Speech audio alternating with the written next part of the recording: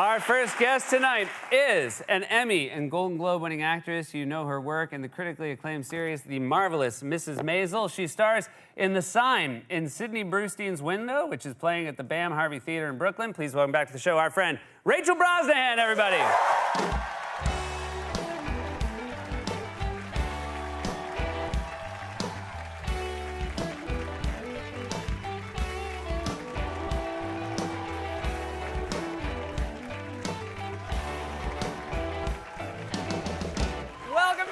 Show. Thank you. It's nice to be back. I'm so happy to have you. It is very, I don't know if it's as funny to you as it is to me. You finished wrapping Mrs. Maisel. Obviously, you've done this incredible show for 5 seasons. It takes place in New York City in the 1960s. And now you've moved on from that to do this wonderful play where you play a woman in 1960s New York City again. Yes. So this is kind of your move now. I guess it is. It's now maybe not because I'll get to go to the 70s. That would be really Oh my God, yeah.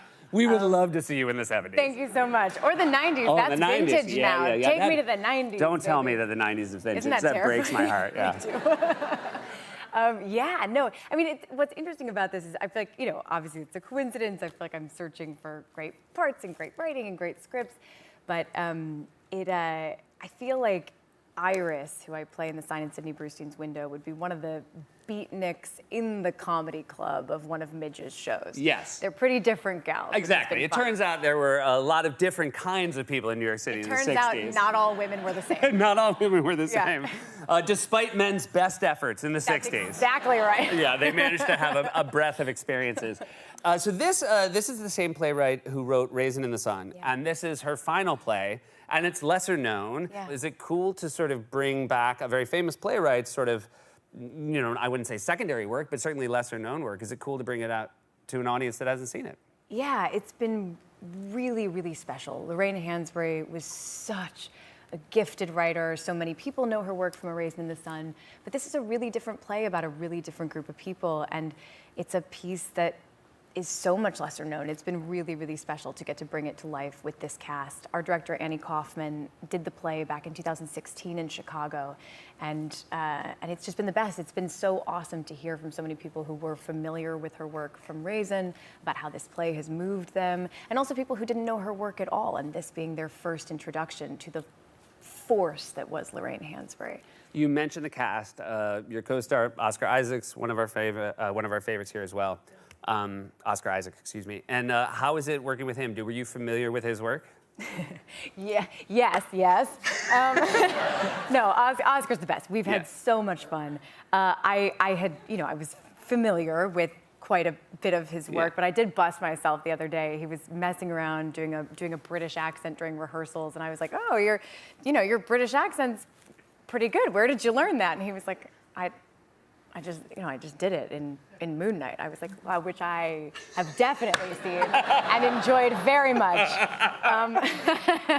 Yeah, I keep getting. You were like, you were so projects. good in that. I thought it was someone else. I didn't even recognize you. Yeah, I thought that was a British man. That was you. That was you. It was you. You also have a very talented young actor in the show, Julian De Niro, who is Robert De Niro's son. Yes. Does that mean that Robert De Niro has come to see the show? He has. He's been an amazing dad. He's come to see the show twice. And he's so lovely. Julian is extraordinarily talented and has just been fantastic to work with. But he did come to our first preview, which is an amazing, like, A++ dad move. So mean. Yeah. As an actor. First preview, Actor. You definitely want people to come at least on night 3. That's what I'm saying.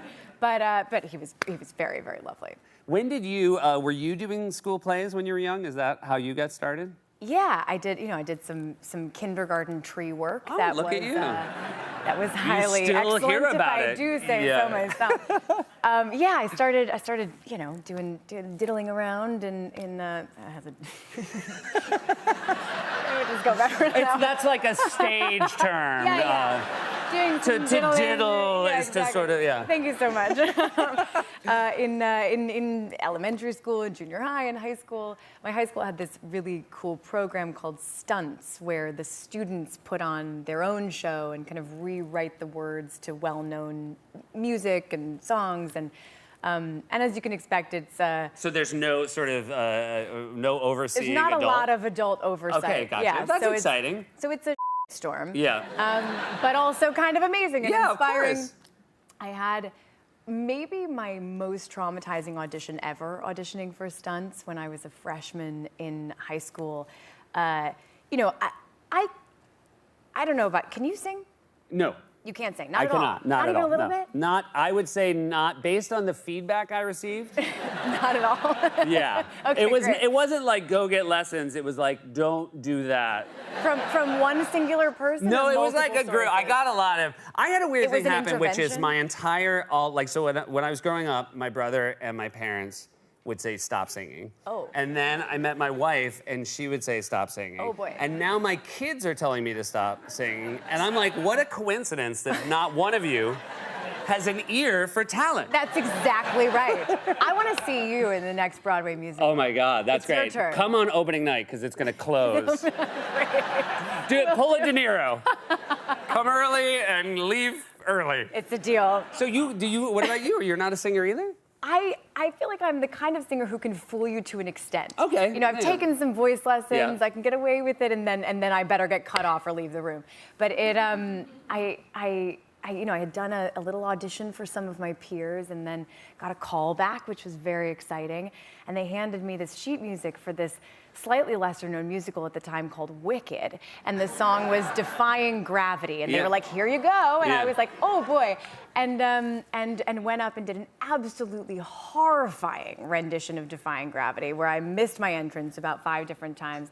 And they kind of just politely nodded me off the stage after a while. Yeah. And in this play, if anyone comes to see it, my character Iris gives a speech about auditioning and how traumatizing it is, and I may or may not be drawing slightly from that experience. That is, like, not to throw shade on stunts, but it does seem like if an adult was there, they'd be like, you can't make him do Defying Gravity.